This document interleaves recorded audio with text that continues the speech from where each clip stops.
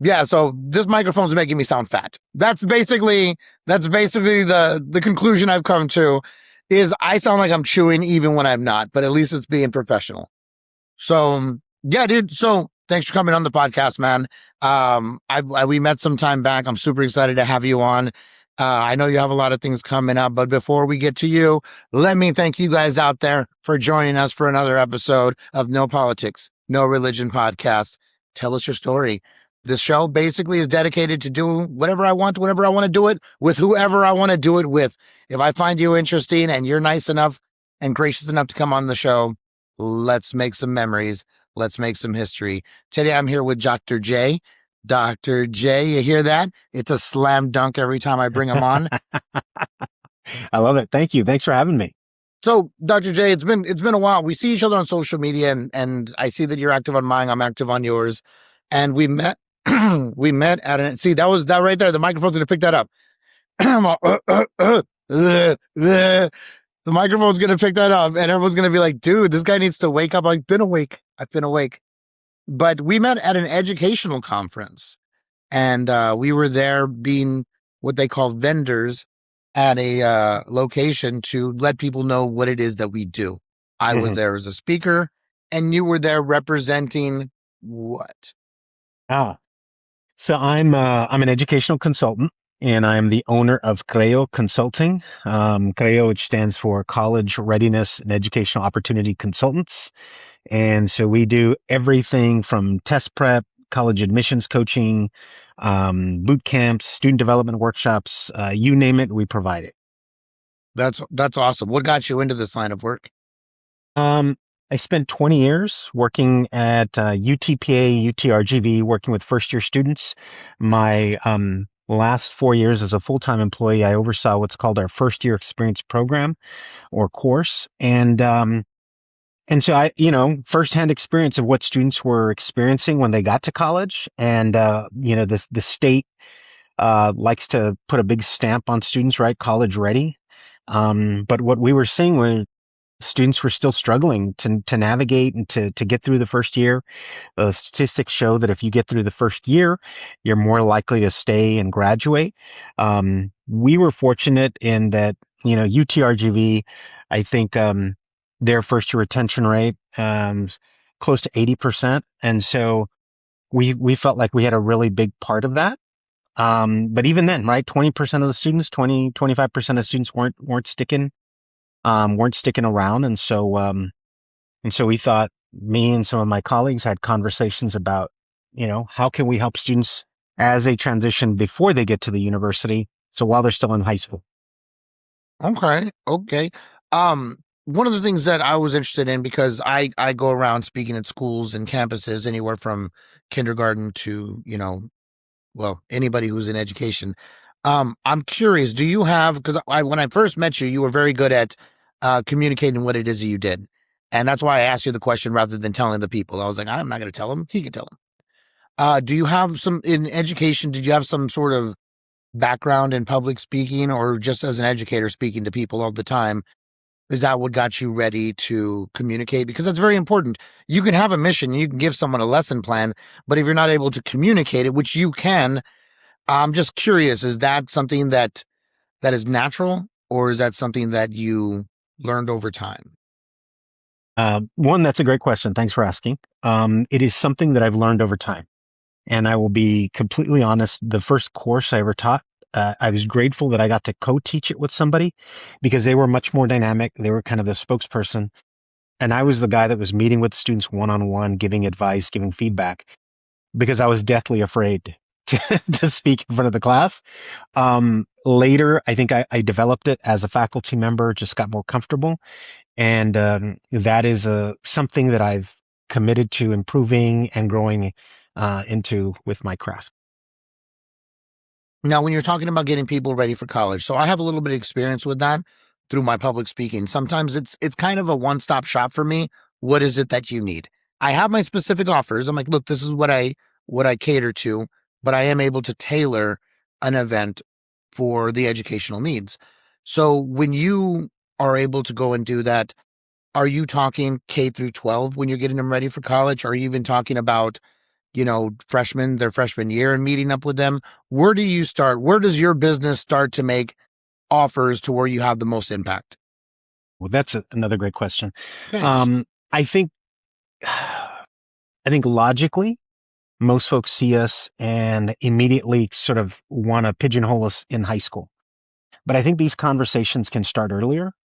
And I think you would agree, given the work that you do with your children's book, but also with this curriculum that you're developing, right? These are conversations that can begin as early as possible.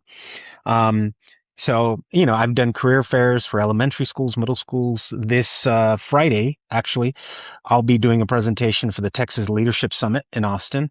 And so I'll be working with middle school kids and talking to these kids about storytelling and how their story is powerful. And regardless of who they are, where they come from, they've got a story. And so how do I leverage that story to build up my resilience and my grit and develop goal setting and practice my self-regulation skills and all sorts of things. So where does it start? What work can we do? We can begin as early as elementary school. Right now, our primary focus, though, tends to be with high school students.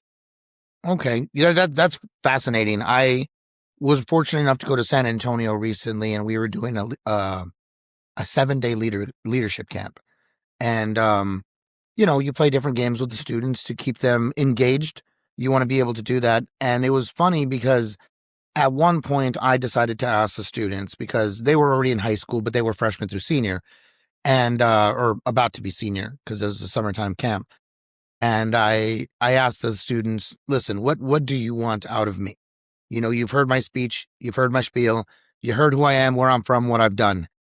I'm an adult to you guys who's telling you what I want you to know. What is it that you want to know? You have me. You have me here right now.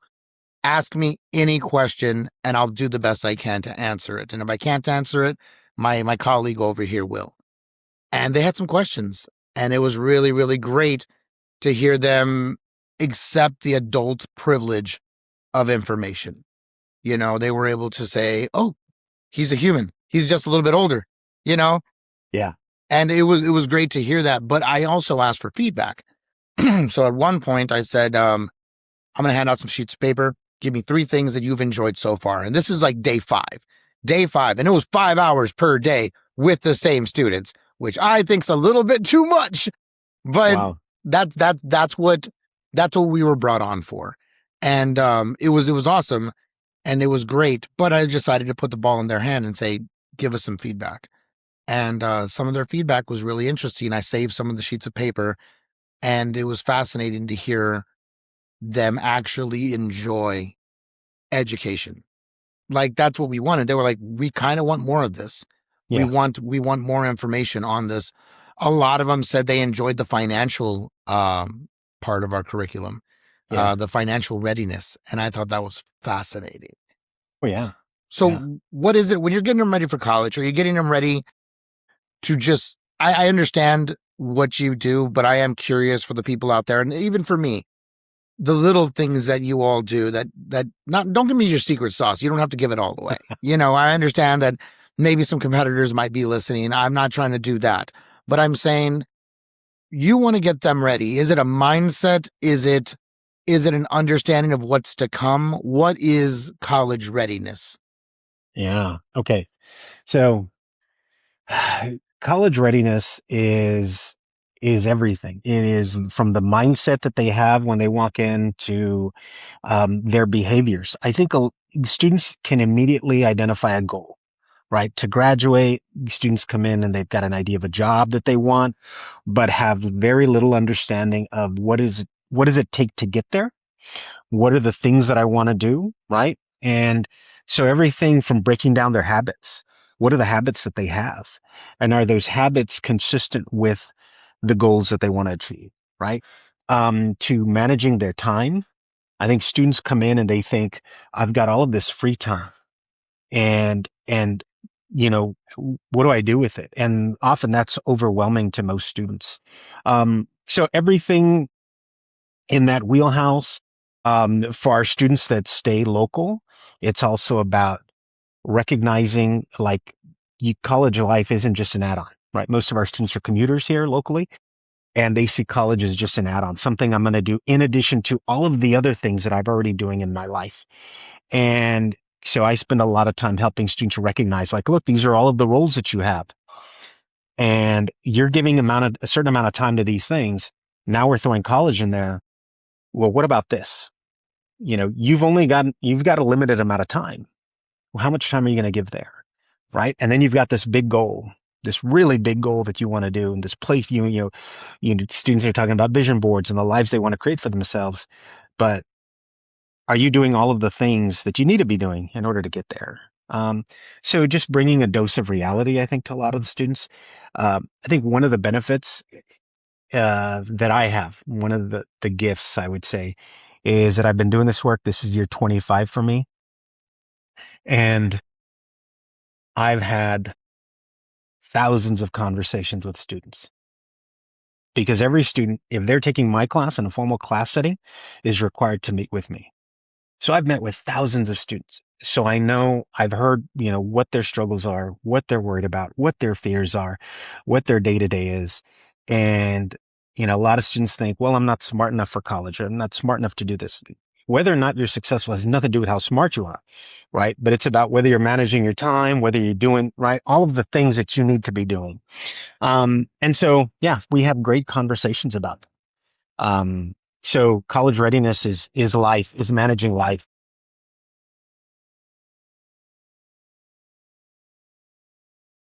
You're muted. Well, am I okay? There we go. Thank you. Look at you, ever the professional, letting me know where I am flawed. Way to go. You're not just getting people college ready, you're getting me ready to be a professional podcaster. That's what you're doing. You're looking out for the greater good. Man, I burped earlier today and I thought I was muted. Now I know it's probably unmuted and it's going to be me on the podcast. You're like, we really care about these people. And I'm be like, ugh. So, oops, oops, and And make oops sure you go back again. and edit. Go Yeah. back and edit. I will not. I will not edit this. They will see what they get. We are coming to you in pure form right here. It's the strong Kool-Aid. That's what we're doing. We're getting it down to the bottom of the Kool-Aid where it's the sweetest, and we're saving up Kool-Aid points to buy a jacket. But so where do you like, because I met you at this vendor spotlight event, where does someone like you, and I have other questions for you, but I am curious, I'm genuinely curious, where does someone like you, because it is your business, correct? Okay, Yes. so where does someone like you go and make yourself seen? I mean, are you constantly going to spotlights, or are you actually going to faculty and staff and being like, I'm Dr. J, this is what we do, bam, bam, boom. How does Yeah. someone like you, because this is also one of the things we did in this leadership camp recently, we did a lot of talk about entrepreneurship. It wasn't necessarily part of the agenda, but Yeah. it came up because the Yeah. students were like, oh, I want to run an auto repair shop. I want to do these things. And I myself, having 3 businesses, I'm intrigued by entrepreneurship. I love it. I think it's a great, fascinating, eat what you hunt kind of business. How does Dr. J go hunting? So I think I love that you bring up entrepreneurship and that you're talking to students about it, because I think there's a hunger for it among students. I see it in my own classes. Where do I hunt? Everything is based in relationships. And so before I started the business, I started my podcast, the Way to College podcast. Um, and a lot of the work that I've gotten has been through those relationships that I build through the podcast. Originally, my guests were people that were just part of my network, people that I went to school with, people that I grew up with. That then has grown because then they've recommended other people, or other people have found me online. And so it is through those conversations that then people come around and ask about the work that I do. And, can you come speak to my students, or can you come do this work at my school? Um, so it's grounded in relationships. And I think we talked about college readiness, right? And I think one piece that students often forget about or neglect is the importance of relationship building. We call it networking, but I'd like to think of it more as relationship building, because I think if I, like we met at this vendor fair, but we've remained in communication. You've been on my podcast. We've supported each other online. And so it's not just a face, recognizing a face, but it is also, um, really paying attention to the other person and what is it that they're offering, are they providing? How can I support them? How can they support me? And so I think if you can find a mutual interest, mutual cause, then it makes it so much easier to connect. Yeah. I absolutely agree with that. And I was on your podcast, and for whatever reason, I'd lost my voice the day before. So we should do a follow up episode where I don't sound like I've been smoking for 160 years. Well, and you've done so much since then, right? You hadn't come out with your children's book. You had, I think to that point, you didn't have the three different businesses. So yeah, we should absolutely schedule a follow up and then you can talk about everything that you've done since then. It has been fascinating. It's been a little bit of a private college unto itself while I'm here. Like, and it is fascinating to see that when you're doing something that actually is part of your lane and you're going down the path you're supposed to be on, how much little resistance you get. You know, it's a lot easier to move forward when you're on a path that is paved in gold. And right now I feel like I'm on a path where I'm supposed to be. I told someone the other day, this is the happiest I've been in a decade. You know, I haven't been this thrilled to do something in a professional capacity in over a decade, because Wow. there were a lot of changes we talked about on your podcast when I was like Yeah. this talking about, but there are a lot of things right now that I'm doing, and even as an adult, they are education based. I'm having to treat what I'm doing like college, because there's a lot of things. There were so many things that I knew zero about. Yeah. You know, I'm a communicator, that's fine. But when it came to tech, I was stuck in 1984, man. And I mean, and I skipped the beeper phase. So I didn't even get the beeper, bro. Like, I just went straight from like landline to like, what is this rocket ship in my hand? And then I had to Yeah. learn to use it and learn to use the computer. So I think a lot of it with the college readiness is a mindset, because you always have to be thirsty for knowledge, willing to learn, be okay with being uncomfortable, because like the saying goes, on the other side of that discomfort or frustration is that fulfillment, that success, that feeling of satisfaction. And boy, oh boy, Dr. J, I have been in the last year very uncomfortable, but you dangle that carrot. You know, you're Yeah. just like, I'm really uncomfortable right now, but I'm going to feel the best I felt in a long time in 3 days, in one day. And then also, one thing I talk about is finding victories on the way to victory. Give yourself reasons to say, yay, I did it. Just condition yourself for victories, and that'll get you through the harder times. And yeah, we got some good stuff coming up, man. I do want to go back to something. Normally at the beginning, I think this is the seventh episode of this podcast. It's a little baby podcast. And it's not even like every Monday. It's every whenever I want. And you can meet our guests. They're fantastic. And then I do have a question I start off every podcast with. And since I did a bunch of yapping right now, I want to ask you that question. I ask every guest this question. And the reason behind it is fun, innocence, to a time where we weren't just like, oh, let's ask a silly question to our very amazing guest doing serious things. So, Dr. J, the question for you, like I've asked many before you, is if you can have a superpower, what would it be? So, so I ask my students this question because I love the question. I think the questions, our answers say a lot about us. I always go with flight.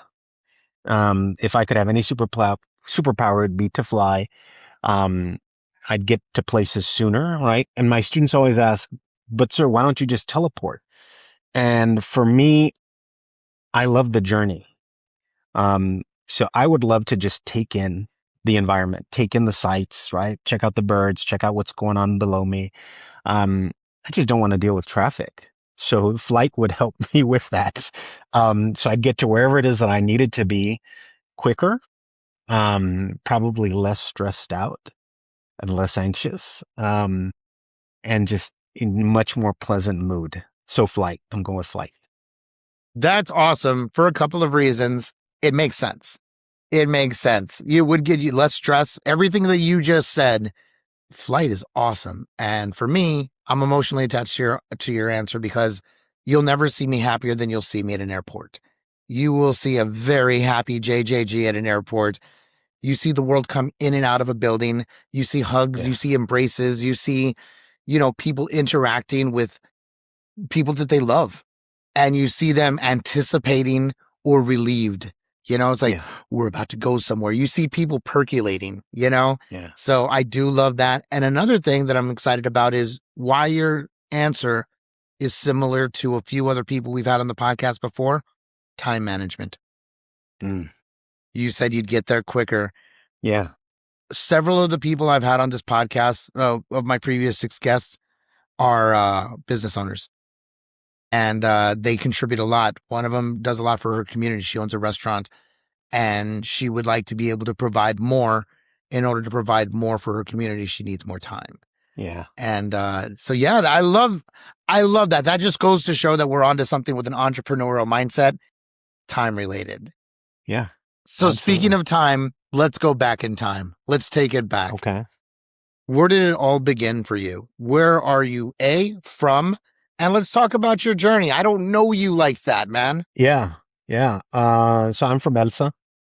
I born and wasn't born in, I was born in Edinburgh, but grew up in Elsa, attended Elsa's public schools. And incredibly grateful for that experience just because I had a great childhood. Um, was active in sports, and in community organizations and groups and clubs and whatnot. Um, I'm an only child. And so everybody wants to know, were you spoiled as a kid? Um, I'm sure folks that know me would have a different response. I would say no, only because my father made me go work at the age of 10. So first day of summer vacation when I was 10, my father said, "Get up, you're going to go to work with me." Um, my father had an auto body shop, still has an auto body shop, and so wanted me to go out there and just learn the value, right, of hard work. And so every summer and every vacation, that's where I spent it, all the way until I graduated high school. Yeah. So that's funny because people who are from around the nation don't know the Rio Grande Valley. Elsa is in South Texas, right at the bottom of Texas. When you go down to the little tip, right next to Mexico is at Couch Elsa. So when you said, "Was I spoiled?" I'm like, "You're from Elsa. No, you're not." I was like, "You're not spoiled. You're a hard working Mexican, is what you are, sir." So your dad had an Thank auto you. body. Yeah, your dad had an auto body shop. You were working at the age of 10. Now, be honest, because you are who you are now because of the journey you've been on. hmm What were you like as a student growing up? Uh, I was a student who did what I knew what I needed to do to get an A. I wanted to do well because I wanted to make my parents proud, and my parents had high expectations of me. But I was always the kid. I remember this common narrative. Teachers always told my mom, because my mom was really active. My mom would go check in on me at the school, and teachers would always tell my mom that if only I tried. I mean, but I was already getting A's, and I was like, I don't need to try. I'm doing well. Yeah. Um, and so I don't know if if my father saw that. He saw that I was getting lazy, which is why he also sent me to work. Like, look, you need to take your studies seriously, or else you're not going to have very many opportunities in life. And I remember him sort of framing it like that the first day that I was out there. Um, so I think I worked a little harder, but I always tell my students, I didn't really work hard. I think until I got to college. And so when I got to college, then I really nerded out and worked really hard uh, as a college student compared to when I was a high school student. And you said you played sports as well? Yeah, I did ran track 1 year, and did football. Played football all through high school. Loved football. I had the benefit of playing for Robert Vela, the late Robert Vela, and had amazing coaches that I think really challenged us, but taught us a lot along the way. Um, hard work, suffering through to difficult workouts that, I think, taught me a lot. about what I could and couldn't do. Yeah, Absolutely. I think sports or competition as a whole is a very healthy thing to have in your makeup as part of your yeah, foundation because it does show you how to push, how to strive. Because in sports there is a result. You hmm, know, it's not hypothetical, it's not metaphorical. You won the game, you lost the game. You won yeah, the race, you lost the race. You know, yeah. you put in a good effort, you made a good comeback. There's still lessons in competition. Is that something that you hold or is that something that you display during your teaching and your courses is the value of competition or do you just kind of not touch on that? Um, Or how what's your feeling on that in general? I'm not trying to get your formula. I'm just saying what is your yeah. view on competition? Do you think it's necessary? Um, I got, I feel like it's always evolved for me. It's been like this evolution.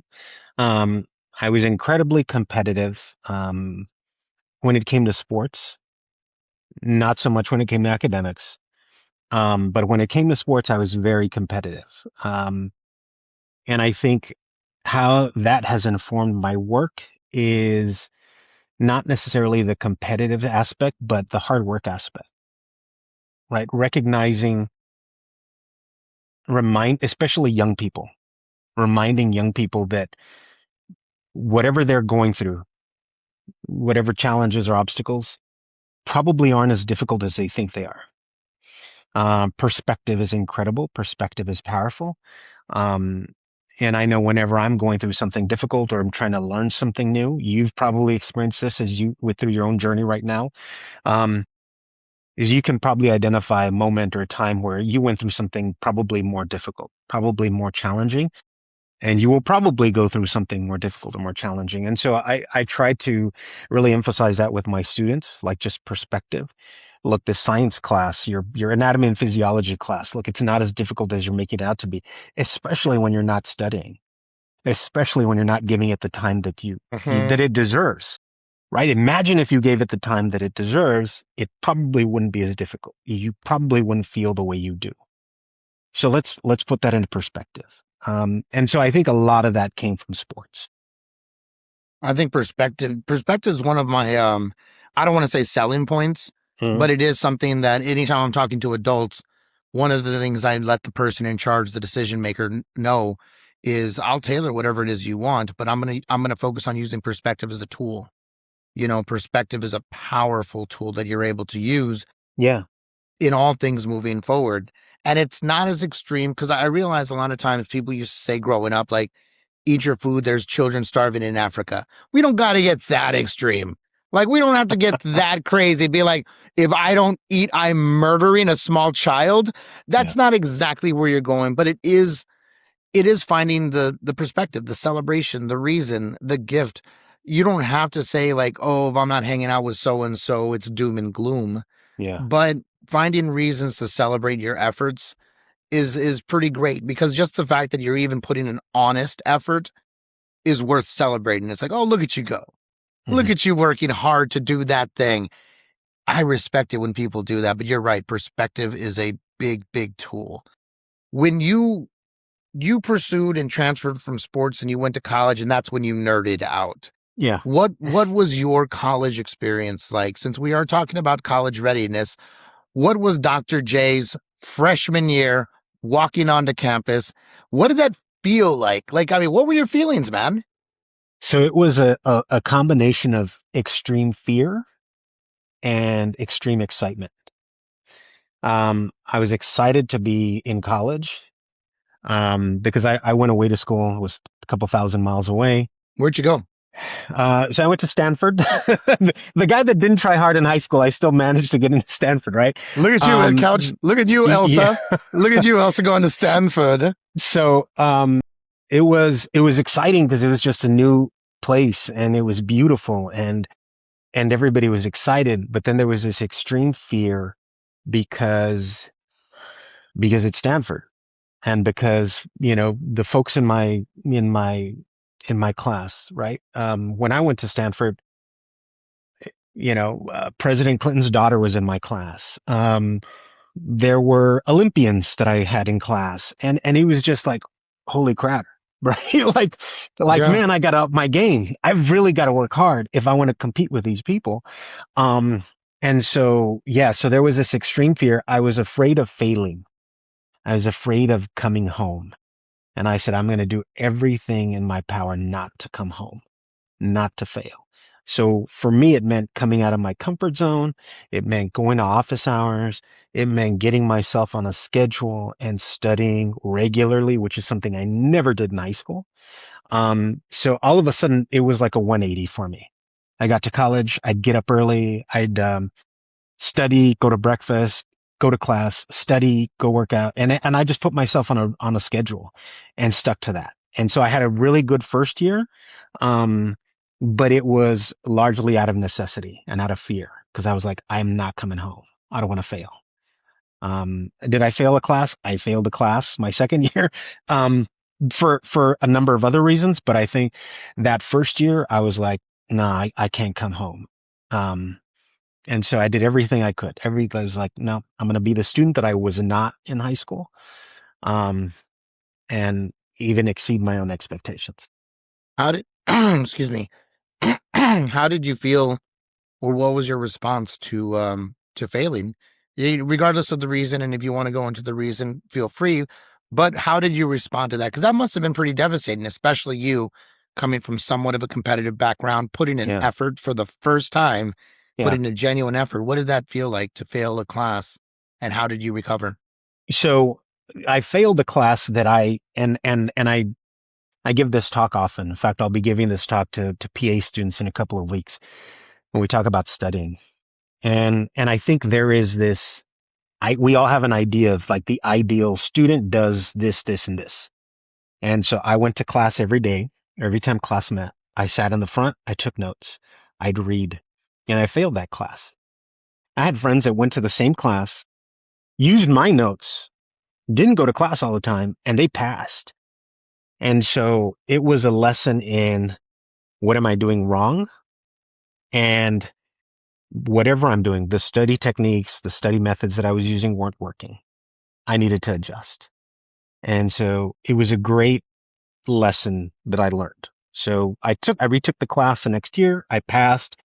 And I tell my students a lot of the information, a lot of the material I learned in the class is stuff that I teach today, is part of the course that I taught for so many years at the university. Um, but it was just a powerful lesson. And, we develop these frameworks that guide us. And sometimes those frameworks are useless. Sometimes we need to change our frameworks. And so that's something that I teach students today. So you bounced back. What do you know what it was? I understand that you talked about the frameworks, but do you know what it was if your friends were using your notes and they were passing? What was the biggest thing that was the obstacle? Were you just not making your point correctly? Were you not giving them the proper X's and O's? What was the thing that prevented you? Did you not understand the assignment? I think I can't speak to public school students today, right? But public school students, at least when I was growing up, a lot of the tests were just regurgitating facts, figures, dates, things like that. And in this class, it was a neuroscience class, and we had to be able to apply whatever we learned. And so, given this circumstance, what would the outcome be? And so it wasn't just like I could define things for you and I could tell you what made up what, but I couldn't tell you how what was the impact. And the tests were all set up like that. And the class was just two midterms and a final. That's it. There were no daily assignments. There wasn't anything else. What I did wrong was one, I couldn't do that. I couldn't apply it and couldn't tell you how it worked. Two, the professor had old exams on reserve at the library. And he told us, he said, hey, go look at the old exams so you know exactly what you're working with. And I was stubborn, which a lot of students are. And I was like, no, I'm going to read my notes over and over again, like all students do. And I'm going to read the book and then I'm going to take the test. And even after I failed the first midterm, didn't change my study habits. Second midterm, didn't change my study habits. And I failed the class. Oof, that's a good story, man. That's a really good story. I really think there's a lot of meat in that story. That was awesome. So you go to college, you find a way to restructure and apply your way of thinking. Am I to assume that you graduated college? I did, yeah. Okay, I don't want to leap and put words in your mouth because Yeah, I don't know your story. So you yeah, did graduate college, I did. Yes, yeah. and what brought you back to the RGV, the Rio Grande Valley? You're all the way over there at Stanford. You come back to the Rio Grande Valley. What was the thing that summoned you back? So, I went and did so I earned both my bachelor's and my master's at Stanford. Stanford had this thing called a coterminal degree. So as a senior, you could apply to a graduate program. And so I did. I didn't have a job lined up. I didn't know what I was going to do upon returning or if I was going to come home. But I thought, you know what? Let me take advantage of this opportunity. I can earn a master's degree in a year. So I applied, got in, so earned a master's in education. And it just so happened that I was at a conference here at the university, back home, that one of my mentors had organized, and I was offered a job.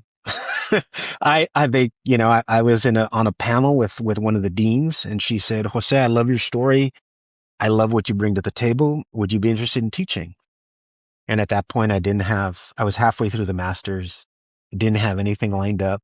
Um, my faculty advisor was with me at the conference, and he said, "Take it." He said, "You don't get that opportunity every day." Um, and I thought I was going to teach for like 2 or 3 years and then go back, go get a doctorate or something. 20 years later, right? I loved it. I fell in love with teaching at the university, working with students. And I have I think the great pleasure of seeing so many of my students today, um, and their successes and I would like to think that I had a little bit of contribution there, made a little contribution. But it's so nice to see them in districts. Yeah, I started in the College of Education here, and so a lot of my students are teachers, principals, school administrators, and so that's really cool to see. I've definitely seen the light when it comes to educators. It's been the craziest, coolest, most amazing thing to get to know some of these educators. Now, both my parents are retired educators, but they're my parents. They're mom and dad. They're not Mr. Garcia and Mrs. Garcia or Coach Garcia.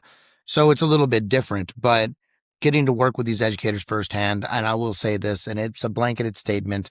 These are some caring, generous people that actually value their jobs. And what's crazy is I'll see some of them make posts online to where like, oh, I hate going to school or I wish this place would burn down. And it's like you're expressing frustration, but I've also talked to you outside of your Facebook persona.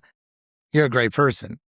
And I hear the things that they have to go through and the efforts that they put in. It's like, man, they really are unsung heroes out there. We really do need to pay them more and get them Rolexes. We need to make Yeah. sure that they're taken care of. Yeah, no, absolutely. Absolutely. I think teachers are you know, undersupported, undervalued, but are, just really quick side note. My freshman year in college, I came home and I worked it so that every summer I'd get Stanford to pay me to come home to do research, to do internships, things like that. And I would usually hook up with a local nonprofit.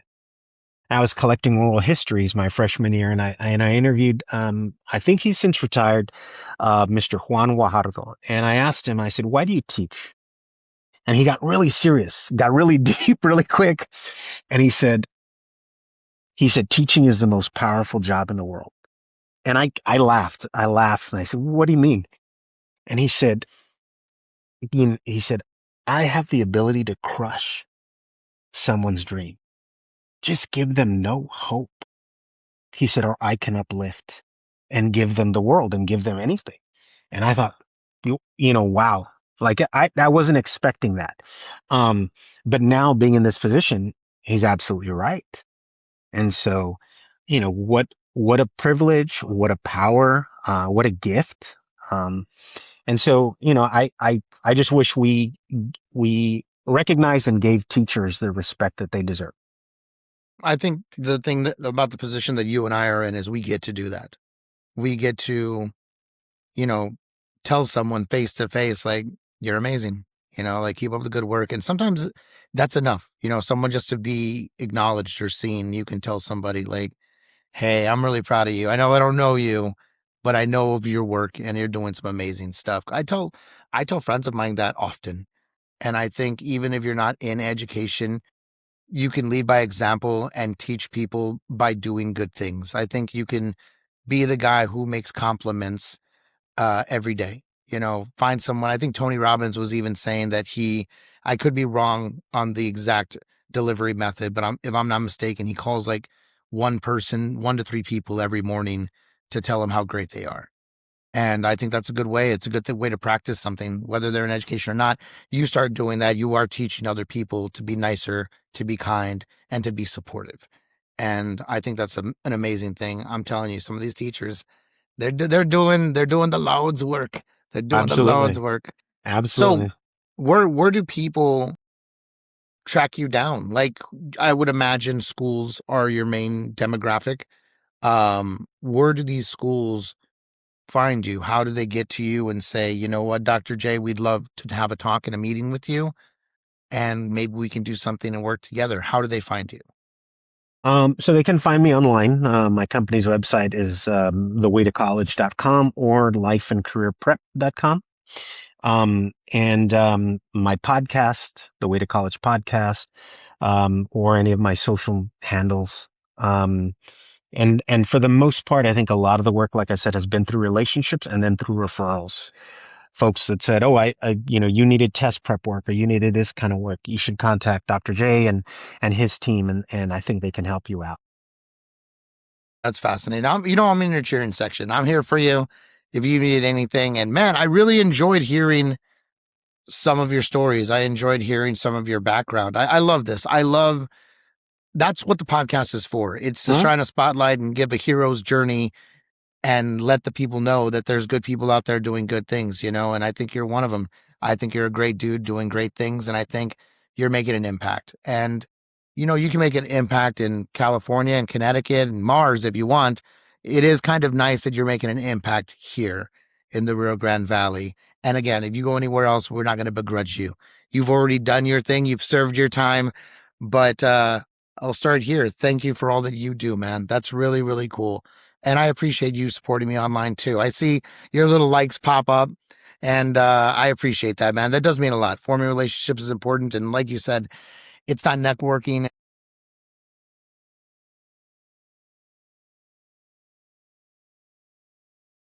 Yeah. Absolutely. Absolutely. And yeah, no, you're doing great work. I love the work that you're doing, and I'm here for it, man. And whatever I can do to support you, again, thank you for the opportunity to share my story and my work here with you. Absolutely. Everybody out there, make sure to go check out his website, especially if you're in education. And I hope you learned something. Hope you saw something. You saw a beautiful man right over here on the screen. You're right over here on this side. I don't know if you're over here on this side. Either way, we'll just break through the window. We'll come through the glass. Until next time, on behalf of Dr. J and myself, you all keep being amazing and keep shining. Laters. See you later.